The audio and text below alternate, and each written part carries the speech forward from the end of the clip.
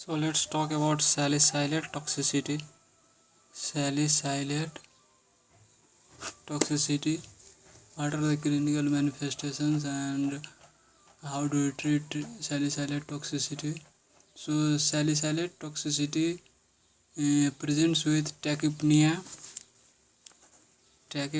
increased respiratory rate, tachycardia, hyperthermia,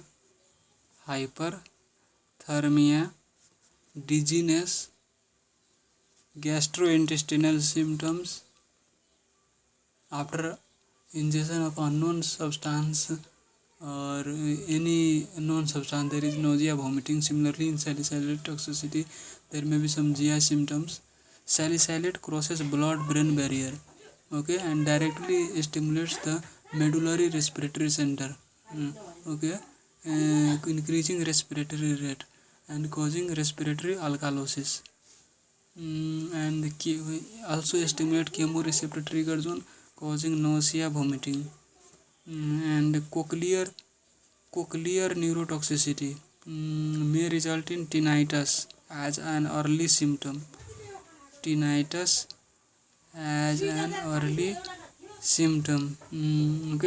and cerebral tissue injury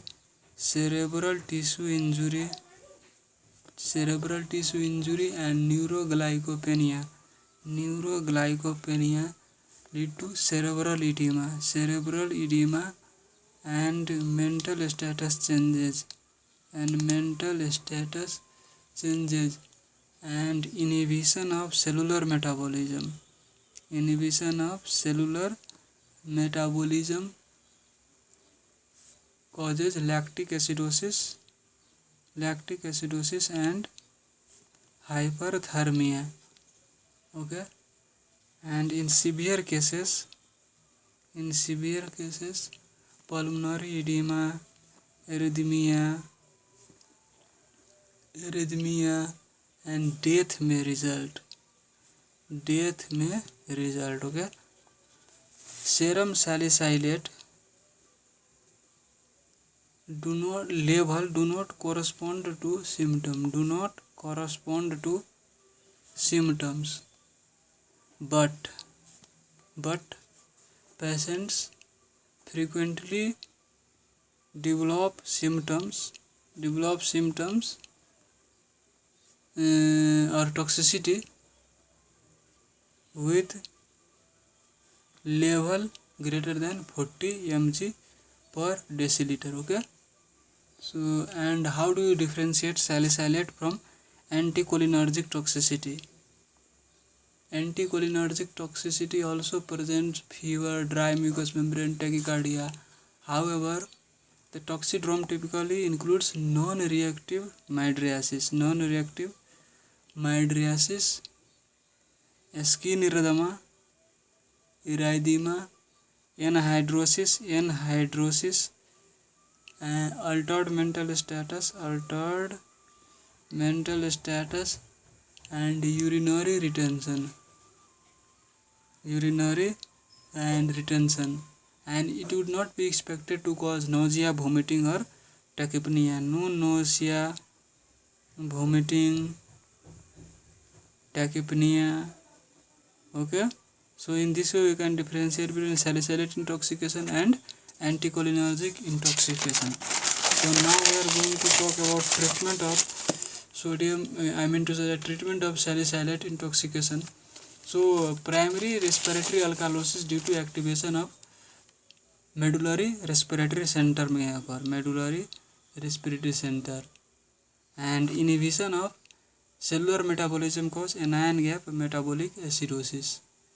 So metabolic acidosis facilitates proton uptake by the salicylate anion, leading to uncharged form of salicylic acid,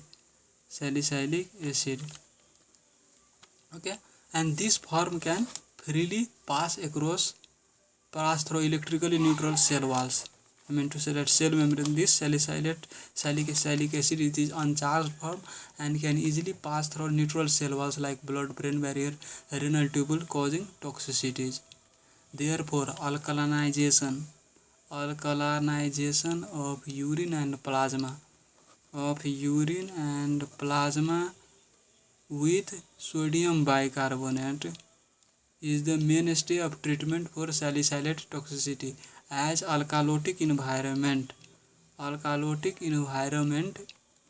inhibits this protonation process.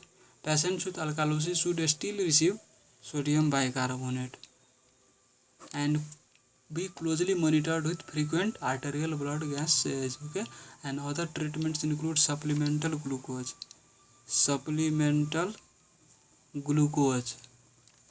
typically given as dextrose 5% water with bicarbonate solution. Okay, bicarbonate solution to prevent neuroglycopenia, which can occur even in setting of normal serum glucose. And activated charcoal is given if presentation is within 2 hours of ingestion.